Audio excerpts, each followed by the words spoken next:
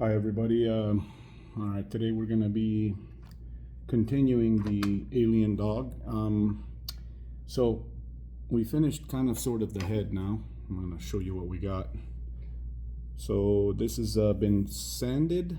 Well, it's been baked, sanded, and essentially it's hardened to the consistency of about a really over.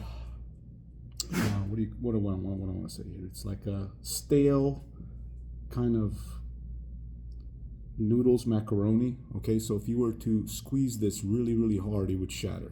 Okay, because you got to remember there's foil inside here. If I was to weigh this, I would say it weighs about 70 grams, maybe 70-80 grams.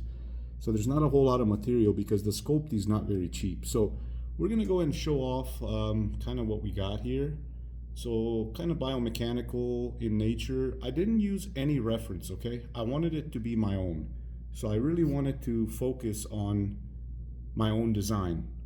Kind of knew what I was doing, but you know, you gotta see it when it's done, when it's all airbrushed, because there's gonna be a lot of really nice detail as far as like the biomechanicals and the wetness of him, you know, so it's gonna be very nice. So we do have some really good details going underneath.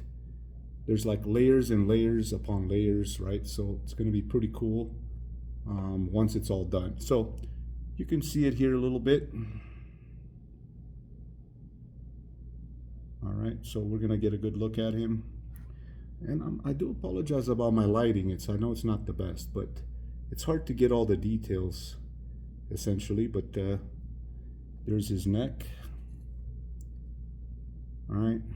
Essentially, if you guys didn't know, H.R. Giger, when he designed the aliens, it's basically a penis.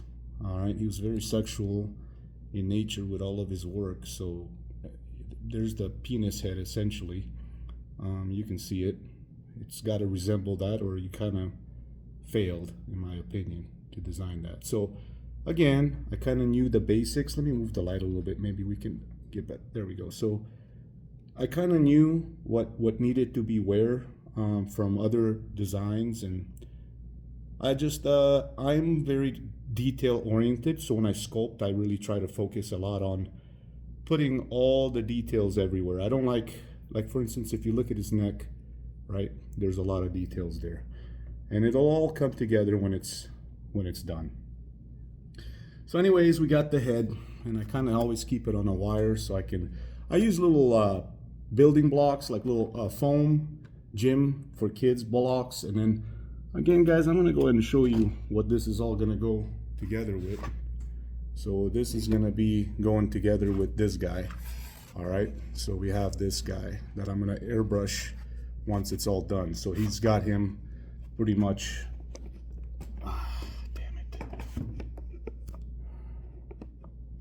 Very hard to film, I'm sorry. I'm not a professional YouTuber. I don't pretend to be, but. All right, so now that we got the head and now I'm gonna show you something really cool. Something I haven't shown yet is armature, all right? Armature means the inner core of your sculpture. This is kind of what holds it together, all right? Because if you just have a clump of clay, even Sculpey, it's going to fall apart. You're not going to hold. It's over time. You're going to be handling it. It's going to be this. You know, this really reminds me of wax. Okay, like that's, if you guys haven't worked with Sculpey, it's kind of like a mixture between clay and wax. So eventually, if you were to have, like, say, a limb, you would notice without armature, it would just start doing this. It would just start drooping down, and you'd constantly be trying to hold it up, and it's stupid. It doesn't work. So there's multiple ways to sculpt. You can do the whole thing at one time, or you can do it in pieces. What I've really enjoyed is doing it in pieces, in assemblies. You kind of focus in on just the piece you're working on, but there is a catch, right? When you put it all together, you have to be careful so you don't have seam lines. So there's a little bit more work at the end, but I'm gonna give you guys another clue. Whenever you're doing it in pieces, in modulations, you can cast it, right? So you can make resin copies. So for, say, if I wanted to make this in resin before I attach it to my body, you would be able to make a silicone mold right now if you're happy with it. and then you would be able to have as many of these as you want. So you could start producing these on a larger scale. I don't do that because I do original art. I don't mass produce my stuff and I don't sell my stuff. But I'm saying this would be a really, really, really good strategy moving forward. So if you try to have it all done and then you try to cast it, well, if anybody tried to cast, you would immediately know that it's very complicated to get the silicone to go around everything. When you pull it out, it's going to rip the silicone and you're going to lose it, right? So you're not going to be able to do it. The only way to do that is if you have 2 parts or 3 parts together, so that you can remove the silicone from your cast, and it becomes really convoluted and complex. So a lot of guys like to do pieces, like you'll do a hand, you'll cast that, boom, you'll make as many copies as you want in resin that the silicone allows for before it starts losing its shape, because the resin does eventually deteriorate the silicone.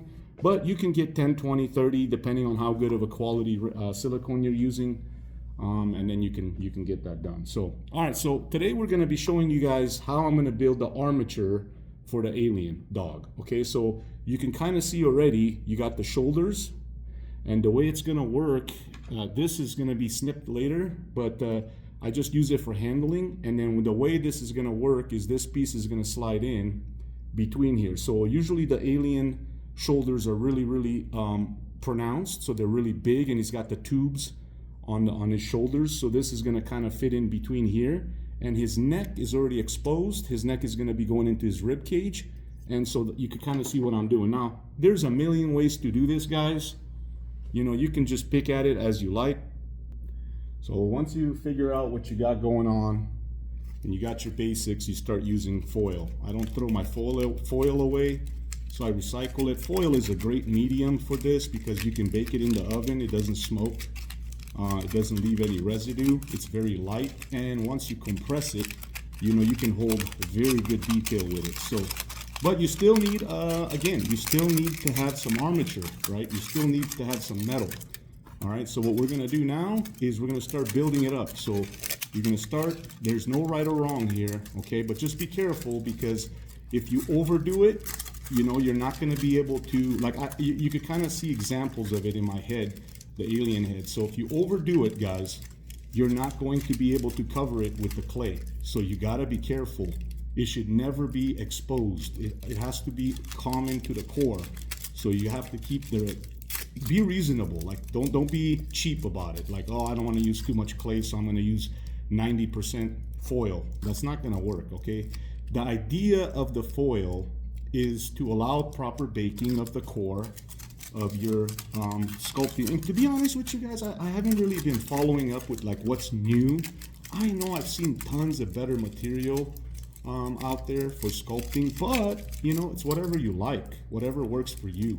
You can do wet clay that, you know, you spray down with water and you can get incredible detail, but there's a catch. It doesn't cure, okay?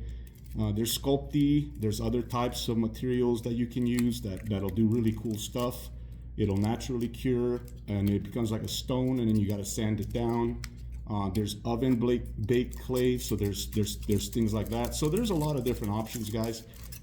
Most sculptors that are production sculptors, like, they'll use clay that's in a wax state, and when they're done, they'll cast it and then they'll scrape it out. They'll get rid of it. Okay, so you can kind of see what's happening here. We got his torso. These are going to be his shoulders, right? Those are going to be shoulders.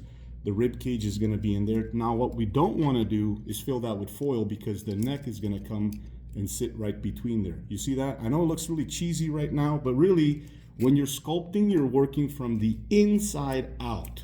Okay, so you got to remember that. It's kind of like anatomy. You really got to understand bones, and you got to understand joints, and you got to understand all of that, because if you don't, you're gonna have a really hard time.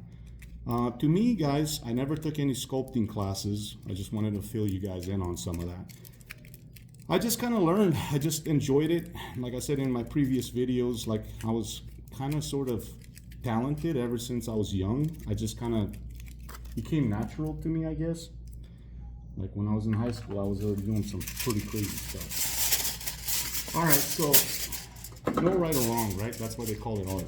They call this art. All right, so now we're gonna kind of break the foil and build it up one more time. But guys, again, do not make it too thick if you're gonna have like an anorexic figure, something bony, something skinny. I'll show you an example of what I'm talking about. See in the back of his head here, you could kind of see a little piece of the wire, but it's really smooth. Well, my dog's crying. I don't know why he's crying. He doesn't like me talking. He's a wild desert dog. As close to a wolf as I guess I could get out here. All right, so we got the body. The body's pretty much done. Now we're gonna mold his back, okay? And he's gonna have the hips. So I kind of already know what he's gonna be doing, so you gotta kind of visualize it, okay? So the visualization is he's arched and his head's gonna be sticking up like this. So he's basically bent like that. And then you can twist it however you want. And then, so this is a pretty pliable state right now. You can do a lot with that.